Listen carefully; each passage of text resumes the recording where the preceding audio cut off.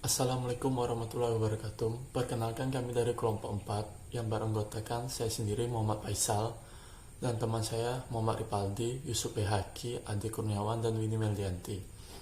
Baiklah, kelompok kami akan menjelaskan tentang hukum persaingan usaha. Di sini saya akan menjelaskan tentang pengertian persaingan usaha.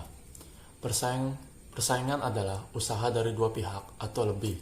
Perusahaan yang masing-masing berusaha mendapatkan pesanan dengan menawarkan harga atau syarat yang paling menguntungkan. Persaingan usaha tersebut bisa berupa pemotongan harga, iklan atau promosi, variasi dan kualitas, kemasan, desain dan segmentasi pasar. Dalam ekonomi, persaingan atau kompetisi adalah bersaingnya para penjual yang sama-sama berusaha mendapatkan keuntungan.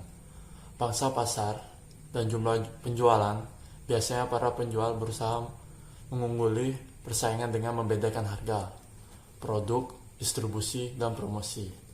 Dan B, tujuan persaingan usaha, agar persaingan para pelaku usaha tetap hidup, agar persaingan yang dilakukan tetap sehat, untuk mencegah penyalahgunaan kekuatan ekonomi, dan untuk melindungi kebebasan konsumen dan produsen, dan sebagai efisiensi ekonomi, untuk meningkatkan kesejahteraan konsumen, untuk melindungi usaha kecil, untuk menciptakan keadilan dan kejujuran dalam berusaha, untuk mengendalikan inflasi. C. Manfaat persaingan usaha. Yang pertama, menghadirkan motivasi tinggi bagi pelaku bisnis. Yang kedua, membantu pelaku bisnis untuk keluar dari zona. Yang ketiga, nyaman dan mencoba hal baru agar tidak ketinggalan di tengah persaingan yang ketat. Yang keempat, membantu meningkatkan kinerja pembisnis. Yang kelima, menciptakan konsumen yang loyal. D. Pengertian hukum persaingan usaha. Hukum persaingan usaha terdiri dari kata hukum dan persaingan. Bila dikehendaki, persaingan usaha dapat dipecah lagi menjadi kata persaingan dan usaha. Hukum merupakan pengatur dan petunjuk dalam kehidupan bermasyarakat, sehingga hukum selalu sesuai dengan situasi dan kondisi masyarakat itu sendiri. Persaingan merupakan suatu perjuangan yang dilakukan oleh seseorang atau kelompok orang tertentu atau kelompok sosial agar memperoleh kemenangan, memperlihatkan keunggulan masing-masing yang dilakukan oleh perseorangan atau perusahaan negara pada bidang perdagangan, produksi maupun kesenjataan. Usaha dalam kehidupan sehari-hari dapat diartikan sebagai upaya manusia untuk melakukan sesuatu guna mencapai tujuan tertentu. Tujuan hukum persaingan usaha. 1. Melindungi pelaku usaha, terutama pelaku usaha yang tidak dominan. 2. Mencegah penyalahgunaan kekuatan ekonomi dan melindungi konsumen dari ekonomi biaya tinggi. 3. Melindungi negara dari efisiensi kegiatan ekonomi yang dapat mengurangi kesejahteraan nasional. 4. Melindungi proses persaingan usaha itu sendiri, dalam arti melindungi sistem mekanisme pasar yang wajar yang didasarkan kepada pelakunya. F. Kerangka dasar pengatur hukum persaingan usaha. Pada tataran pengaturan, dikenal dua instrumen kebijakan pengaturan persaingan usaha, yaitu instrumen pengaturan kebijakan struktur dan instrumen pengaturan kebijakan perilaku.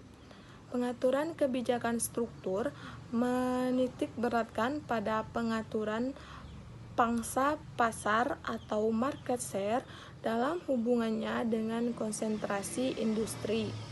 Sedangkan pengaturan kebijakan perilaku menitik beratkan pada memerangi perilaku dan praktik bisnis yang bersifat anti persaingan seperti upaya pelaku usaha dalam memenangkan tender.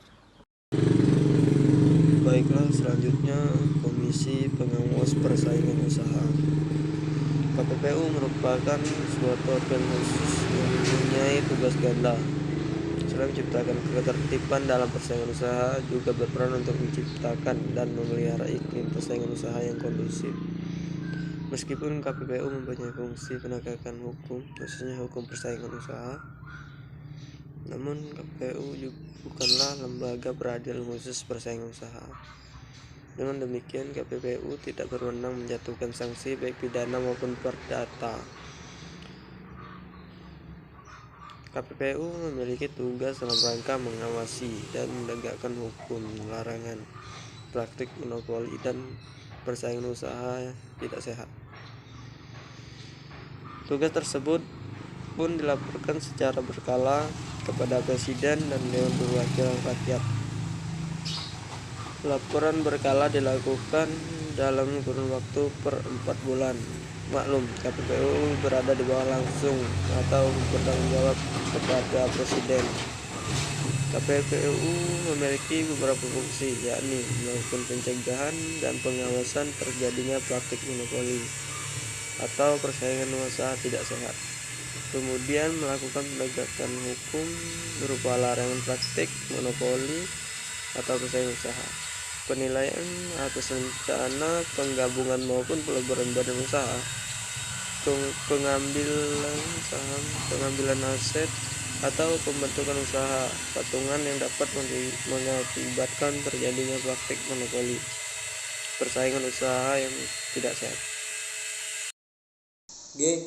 Analisis persaingan usaha tidak sehat pada perkara nomor 10 KPPU tahun 2009. Pada struktur pasarnya terdapat 39 pelaku usaha penjual tiket pesawat di Nusa Tenggara Barat yang tergabung dalam Asosiasi Perusahaan Perjalanan Indonesia atau Association of the Indonesia Tours and Travel Agency atau disebut di sini disingkat ASITA, yang dimana 11 dari 39 pelaku usaha yang menjalankan kegiatan usaha jasa penjualan tiket pesawat adalah anggota ASITIN.